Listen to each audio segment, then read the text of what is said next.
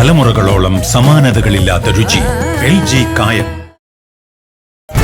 മോളെ, മോൾക്ക് എന്താ പറ്റിയേ? അമ്മയുടെ മോക്ക് ഒന്നും സംഭവിച്ചിട്ടില്ല. മോളെ കണ്ണൻ തള്ളിക്കളഞ്ഞു എന്നൊക്കെ ഇവര് പറയുന്നു. നടന്നതൊക്കെ അവിടെ എത്തിയിട്ട് അമ്മയുടെ മോള് നേരിട്ട് പറഞ്ഞോളൂ. അതുവരെ ഇയാളുടെ രണ്ടാനച്ഛനും കരുണയുടെ മുത്തശ്ശിയൊക്കെ എന്താണോ കേട്ടത് അത് അതേപടി തന്നെ ഇരുന്നോട്ടെ. സാഗറിനെ വിളിച്ചിട്ട് പിന്നെ കിട്ടിയില്ലല്ലോ മേഘട്ട. അവളിനെ അവനുമായിട്ട് എങ്ങോട്ടെങ്കിലും പോയോന്നറിയത്തില്ല. എല്ലാവരും ഈ പാൽപ്പായസം അങ്ങ് കുടിച്ചേ. മധുരം കഴിച്ചോണ്ട് തന്നെ നമുക്ക് സന്തോഷിക്കാം. ഞങ്ങളുടെ ഹൃദയങ്ങൾ തമ്മിൽ ഒരുപാട് ചേർന്നു പോയില്ലേക്കേ. ഇനി അത് അറുത്തു മാറ്റിയാൽ പോലും രണ്ടായി പോവില്ല. അവളെ നീ വിളിച്ചോ? വിളിച്ചു, എടുത്തില്ല. എടുത്താലും എടുത്തില്ലെങ്കിലും നിനക്കറിയായിരുന്നോ അവള് ഒറ്റയ്ക്കാണോ അതോ സാഗറിനോടൊപ്പമാണോ പോയെന്ന്? ഏതായാലും അവക്ക് സാഗറിന്റെ കൂടെ പോകേണ്ടി വരും. കയറി പിടിക്കാൻ ഒരു കച്ചിത്തുരുമ്പില്ലെങ്കിൽ സാഗറിന്റെ കൂടെ അല്ലാതെ പിന്നെ അവൾ എങ്ങോട്ടാടാ പോകുന്നത്? നേരെ ഇരുട്ടുന്നത് വരെ അസ്തമയ സൂര്യനെ നോക്കിയിരുന്ന് കാണും. സാഗരം കൂടെ ഉണ്ടെങ്കിൽ അവനൊപ്പം, ഇല്ലെങ്കിൽ നേരെ സാഗരത്തിലോട്ട് നടന്നു കാണാം. എന്റെ മോൾക്ക് ആയുസ് ഒരുപാടുണ്ടെന്ന് ജാതകം നോക്കി എല്ലാ ജ്യോത്സ്യന്മാരും പറഞ്ഞിട്ടുണ്ട്. എടി, അത് പിന്നെ പ്രസവിച്ച അമ്മമാരോട് ഏതെങ്കിലും ജ്യോത്സ്യന്മാര് മക്കൾക്ക് ആയുസില്ലെന്ന് പറയുവോടി? നീ ഒന്ന് ആലോചിച്ചു നോക്കി. അവൾക്ക് ഇന്ന പ്രായത്തിൽ ദശാസന്ധി ഉണ്ടെന്നും അതുകൊണ്ട് മൃത്യുഞ്ജയാർച്ചന ചെയ്യണമെന്നും കുടുംബ ജ്യോത്സ്യര് പറഞ്ഞോന്ന്. അങ്ങനെയെങ്കിൽ അതിന്റെ അർത്ഥം അതൊരു മരണസന്ധിയാണെന്ന. അവിടെ പിന്നെ ആയുസിനെ പിടിച്ചു കിട്ടാൻ ദൈവത്തിന് പോലും കഴിഞ്ഞെന്ന് വരില്ല. അവള് പെട്ടെന്നൊന്നും മരിക്കരുതമ്മേ. അവള് ജീവിക്കണം. എന്റെ മോളുടെ ജീവിതം കണ്ട് കണ്ണ് തള്ളി അവള് ജീവിക്കണം. ഒരുപാടൊന്നും ആരും സന്തോഷിക്കണ്ട. അങ്ങനെ സന്തോഷിച്ചാലേ പിന്നെ ചിലപ്പോ അതിന്റെ ഇരട്ടി സങ്കടപ്പെടേണ്ടി വരും. മഹാലക്ഷ്മി ഇല്ലാത്ത കമലേശ്വരായിരുന്നു എന്റെ സ്വപ്നം. അതിപ്പോ നടന്നു കഴിഞ്ഞു. ഇനി എന്ത് സങ്കടം ഉണ്ടായാലും അതൊക്കെ സന്തോഷത്തോടെ ഞാനങ്ങ് സ്വീകരിച്ചോളാം. ഞാൻ കരഞ്ഞാലും എന്റെ മോളുടെ ചിരിച്ച മുഖം എനിക്ക് കാണണം, എന്റെ കണ്ണറിയുന്നവരെ. കേട്ടല്ലോ, അത് തന്നെയാണ് ഞങ്ങളുടെ രണ്ടിന്റെ ആഗ്രഹം. എടി, നീയും നിന്റെ മോളും കുറെ ചിരിച്ചതല്ലേ? ഇനി ഒരു മൂലയ്ക്ക് കുത്തിയിരുന്ന് കരയടി, കണ്ണീര് വറ്റുവോളം.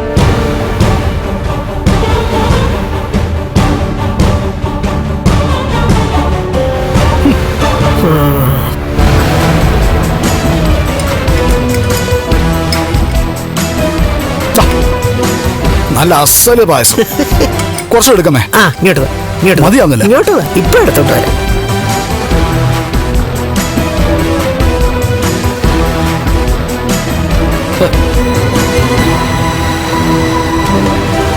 പായസം കുടിച്ചു. ഓ, ഇനിയൊന്ന് പടക്കം പൊട്ടിച്ചില്ലെങ്കിൽ ഒരു തൃപ്തി വരത്തില്ലട ഉണ്ണി. അതെ അതെ, ഇത് പടക്കം പൊട്ടിച്ച് തന്നെയാ മേഘേട്ട് ആഘോഷിക്കേണ്ടത്. വിഷുവിന്റെ അവനും അവളും കൂടി കമ്പിത്തിരിയും പൂത്തിരിയൊക്കെ കത്തിക്കുകയല്ലായിരുന്നോ? ശരിയമ്മേ പറഞ്ഞത്. എന്തൊരു സന്തോഷമായിരുന്നു രണ്ടിനും. ആ സന്തോഷത്തിന്റെ ബാക്കി നമുക്കങ്ങ് പൂരമാക്കാം.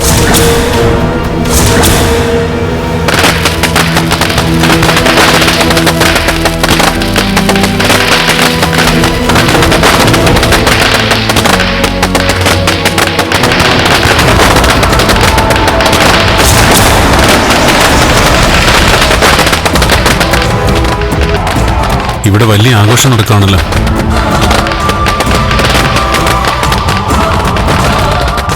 മഹിയൊന്നും മറിഞ്ഞിരുന്നു. തന്നെ ആരും കാണണ്ട.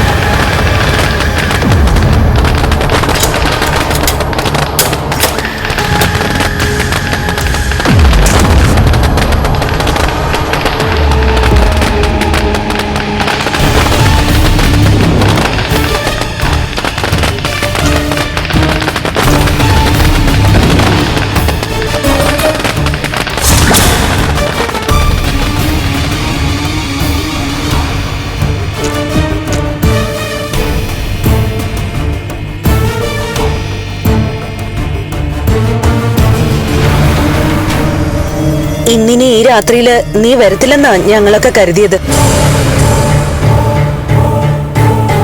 അനന്തൂനറിയാലോ, ഞാനാണ് കണ്ണൻ ഇതുവരെ തള്ളിക്കൊണ്ട് നടന്നിരുന്നത്.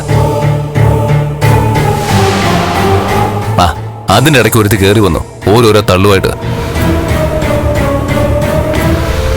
അവള് പരിശുദ്ധിയാണ്, പതിവൃതിയാണെന്നൊക്കെ പറഞ്ഞു. അതൊക്കെ കേട്ട് ഇവനാണെങ്കിൽ വിശ്വസിക്കുകയും ചെയ്തു. കണ്ണേടിനോട് പലതവണ ഞങ്ങളൊക്കെ പറഞ്ഞിട്ടുള്ളതാ, ആ സാഗറിനൊപ്പം അവളെ പറഞ്ഞു വിടരുതെന്ന്. അത് മോള് മാത്രാണോ? ഞാനും പറഞ്ഞതാ.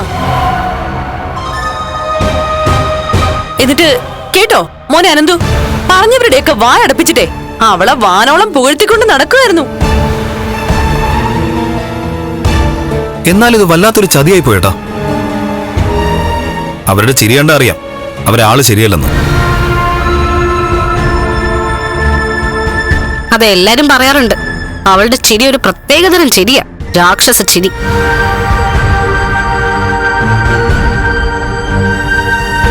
എടാ മേഘ, എനിക്കൊരു ദുരന്തം ഉണ്ടായി. ആ സമയത്താണോ നിങ്ങൾ ഈ കമ്പത്തിന് തിരികെ കൊളുത്തുന്നേ?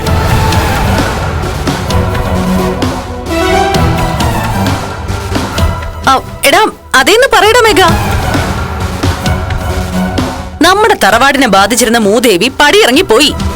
ഇനി ഐശ്വര്യം വരുന്നതിന് മുൻപേ മാലപ്പടക്കത്തിന് തിരി കൊളുത്തിയതാ മേഘൻ.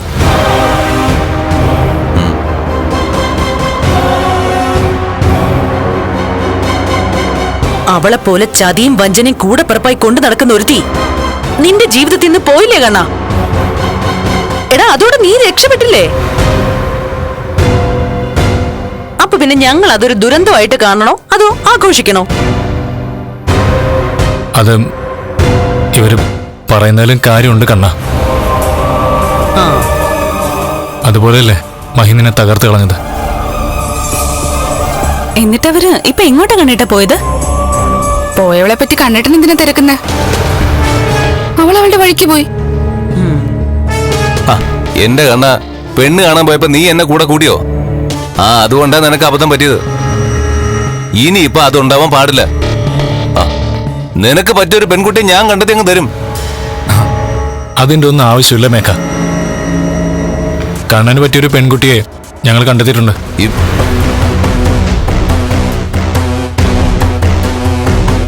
ആഹാ, അങ്ങനെ നിങ്ങൾ മാത്രം കണ്ടെത്തിയേ പറ്റില്ല. എന്റെ കുഞ്ഞിന് ഇനി അബദ്ധം പറ്റാൻ പാടില്ല. ഇവര് കണ്ടെത്തിയ പെൺകുട്ടിയെ എനിക്ക് ഒരുപാട് ഇഷ്ടമായമ്മേ. അതിപ്പോ ഈ പറയുന്ന മഹാലക്ഷ്മിയെ ഏട്ടന് ഒരുപാട് ഇഷ്ടപ്പെട്ടായിരുന്നല്ലോ. അതുകൊണ്ടല്ലേ അങ്ങോട്ട് കൊണ്ടുപോയി സ്വർണം കൊടുത്തിട്ട് ഈ വീട്ടിലേക്ക് കൂട്ടിക്കൊണ്ടുവന്നത്. ഇപ്പൊ ഞങ്ങള് കണ്ണേട്ടന് വേണ്ടി കണ്ടെത്തിയിരിക്കുന്ന പെൺകുട്ടി അത്ര മോശക്കാരിയൊന്നുമല്ല. അതുകൊണ്ട് അങ്ങോട്ട് സ്വർണം കൊടുത്ത് അവളെയും കൂട്ടിക്കൊണ്ട് വരണമെന്നാ കണ്ണേട്ടൻ പറയുന്നേ. അതിപ്പം അടുത്ത കോടാലി ആവില്ലെന്ന് ആര് കണ്ടു? ഇനി ആരും കാണാനൊന്നുമില്ല. കമ്പത്തിന് തിരികൊളുത്തി കഴിഞ്ഞില്ലല്ലോ. ഇനി ബാക്കി കുറച്ചുകൂടി ഇല്ലേ, അതും കൂടെ അങ്ങ് തിരികൊളുത്ത്. അല്ലെങ്കിൽ വേണ്ട, അതിങ്ങ് കൊണ്ടുവാ.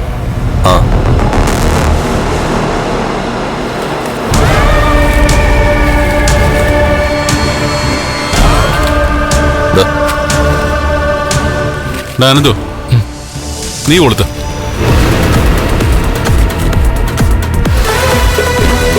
മേഘ വാ.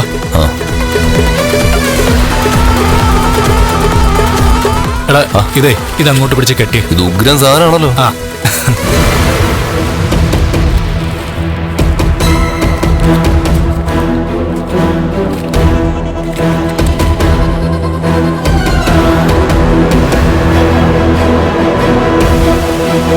അനന്തോ, കൊളുത്തിക്കോ.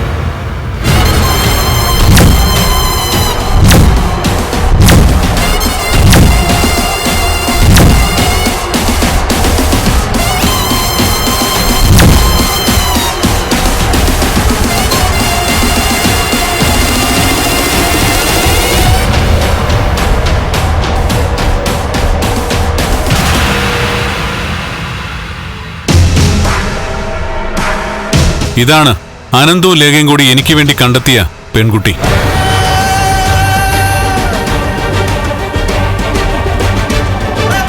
ഇവർക്ക് മുന്നേ ഞാൻ ഇയാളെ കണ്ടെത്തി കഴിഞ്ഞതാ.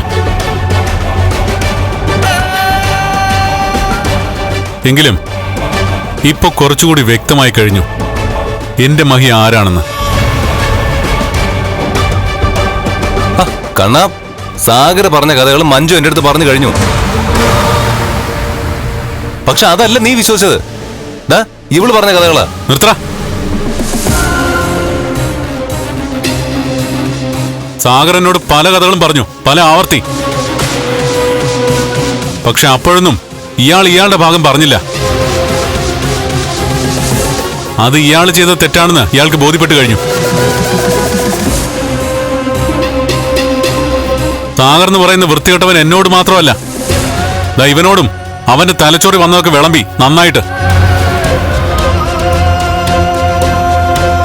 അതിന്റെ മറുപടി ഇയാളല്ല പറഞ്ഞത്. സാഗർ എന്താണെന്നും ഏതാണെന്നും ഇവനും എനിക്ക് ലേഖയ്ക്കും നേരിട്ട് ബോധ്യപ്പെട്ടു. ആരും ഒന്നും പറയാതെ തന്നെ.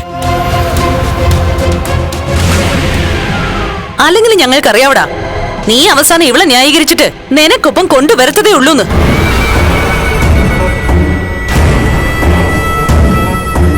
ഇതുപോലൊരു പെണ്ണിന്റെ വാക്ക് വിശ്വസിച്ച് അവളുടെ തെറ്റ് മൂടി വെക്കുന്ന ഒരാളെ ഞാൻ എന്റെ ജീവിതത്തിൽ ഇന്ന് വരെ കണ്ടിട്ടില്ല. ഇപ്പൊ കണ്ടല്ലോ. എന്നാ അതാണ് ഞാൻ.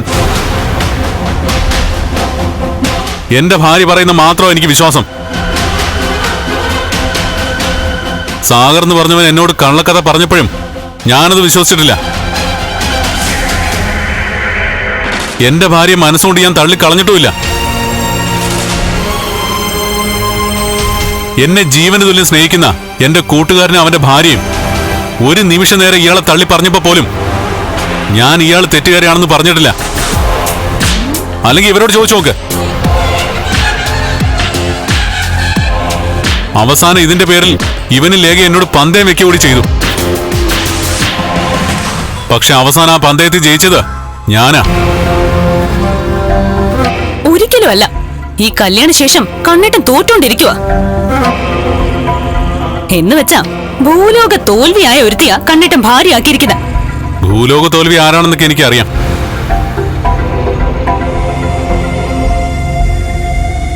അതേപ്പറ്റി ഞാനൊന്നും പറയുന്നില്ല. എടാ കണ്ണ, ഒരു കാര്യം ചെയ്. കാണാനുള്ള കാഴ്ചകൾ ഇവരും കൂടി ഒന്ന് കാണിക്കേ. അത് കഴിഞ്ഞ് സംസാരിക്കുന്നത് നല്ലത്.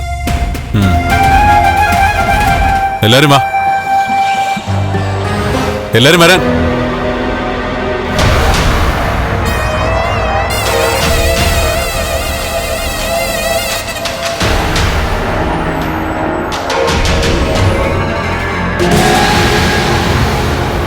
അല്ല, മേഘേട്ടൻ എന്താ ഇവിടെ നിൽക്കുന്നേ? വാ, കാണാനുള്ള കാഴ്ചകൾ കണ്ടിട്ട് പോയാ മതി. വാ.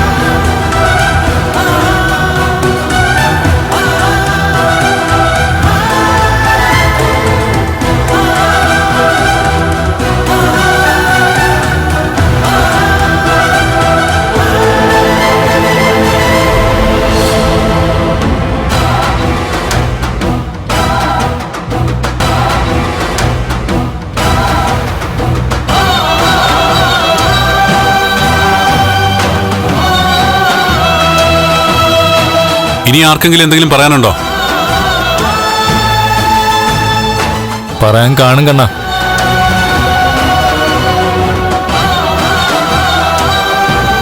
ഈ പറയുന്ന സാഗർ എന്ന അവതാരത്തിന്റെ സൃഷ്ടി ആരാണെന്ന് ഇവർക്കാർക്കെങ്കിലും അറിയാവുന്ന എന്റെ വിശ്വാസം.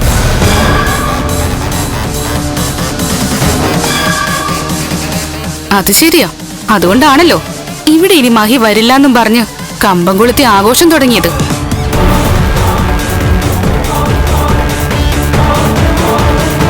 ഒരുപാട് തവണ പറഞ്ഞു തന്നെ ഞാൻ ഇനി ആവർത്തിക്കുക. എന്റെ ജീവിതത്തിൽ കിട്ടിയ നിധിയാ എന്റെ ഭാര്യ.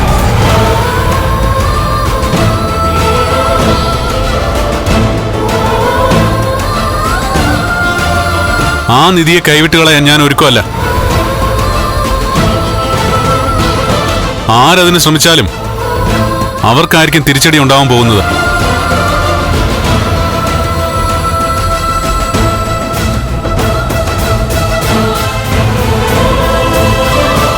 അമ്മയോട് ആത്മാർത്ഥമായിട്ട് ഞാൻ ചോദിക്കാം. കുട്ടിക്കാലം മുതലേ ഇവൻ അറിയാവുന്നതുകൊണ്ടാ ഞാൻ ഇങ്ങനൊരു ചോദ്യം ചോദിക്കുന്നത്.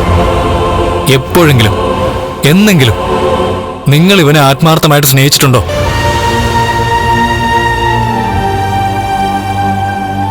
രണ്ടാനമ്മയാണെങ്കിലും അമ്മയെന്നല്ല ഇവൻ വിളിച്ചിട്ടുള്ളത്. എപ്പോഴെങ്കിലും സ്വന്തം മക്കളോട് കാണിക്കുന്ന സ്നേഹം വേണ്ട എങ്കിലും അമ്മയെന്ന് വിളിച്ച സ്ഥിതിക്ക് ഒരു മകന് കൊടുക്കേണ്ട സ്നേഹം നിങ്ങൾ ഇവന് കൊടുത്തിട്ടുണ്ടോ? ഞാൻ അനന്തോട്ടനെ കല്യാണം കഴിച്ച ശേഷം എനിക്ക് കഥകളൊക്കെ അറിയാം. നിങ്ങളുടെയൊക്കെ ഏത് ആവശ്യത്തിനും മുന്നിൽ നിൽക്കുന്ന കൂട്ടത്തിലാ കണ്ണേട്ടൻ. പക്ഷേ ഒരിക്കലും ആ നന്ദിയും സ്നേഹവും കണ്ണേട്ടന് തിരിച്ചു കിട്ടിയിട്ടില്ല. എന്നാ കണ്ണനൊന്നും കൊടുത്തില്ലെങ്കിലും അവന്റെ ജീവൻ എടുക്കാനല്ല, അവനെ ജീവന് തുല്യം സ്നേഹിക്കാൻ കണ്ണന്റെ ജീവിതത്തിലേക്ക് കടന്നു വന്നവളാ മഹാലക്ഷ്മി.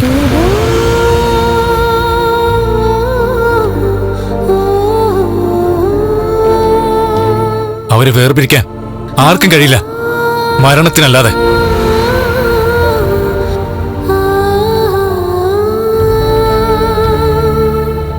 ആ സത്യം മനസ്സിലാക്കിയിട്ട് ഇനി കൊല്ലരുത്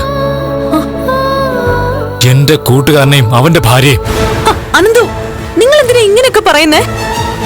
കഴമ്പുള്ള കാര്യം തന്നെ ഞാൻ പറയുന്നേ. അത്രയ്ക്ക് മനസ്സ് നൊന്തതുകൊണ്ടാ ഞാൻ ഇങ്ങനെയൊക്കെ സംസാരിക്കുന്നത്. അതിലാർക്കെങ്കിലും പൊള്ളിയെങ്കിൽ അതിൽ എനിക്കൊരു വിഷമവും ഇല്ല. കണ്ണാ, ഞങ്ങൾ പോവാ. പോയിട്ട് വരാം മഹി. കണ്ണേട്ടാ,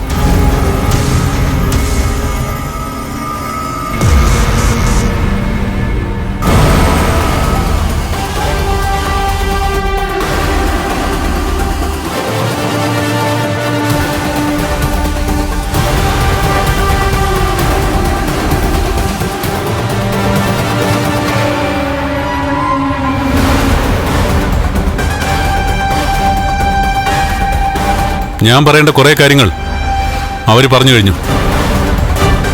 ഞങ്ങൾ വരുന്നതിന് മുമ്പ് വരെ ഒരുപാട് സന്തോഷിച്ചില്ലേ? ഇനി കുറച്ചൊന്ന് വിഷമിക്കുക. കാരണം ആ വിഷമം നിങ്ങളൊക്കെ അർഹിക്കുന്നുണ്ട്.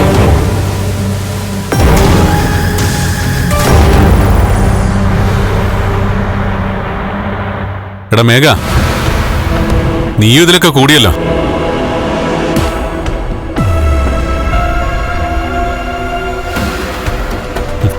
വാടോ.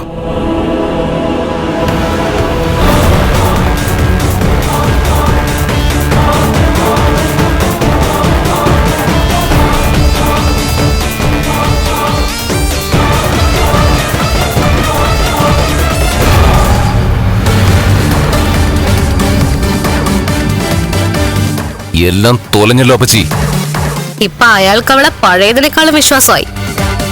ഇനിയിപ്പം ആനന്ദ് പറഞ്ഞത് നടന്നേ പറ്റൂ. എങ്കിലേ നമുക്ക് മനസ്സ് തുറന്ന് ചിരിക്കാൻ പറ്റൂ. വേർപിരിക്കാൻ പറ്റാത്തവരെ മരണത്തിലൂടെ വേർപിരിക്കണം.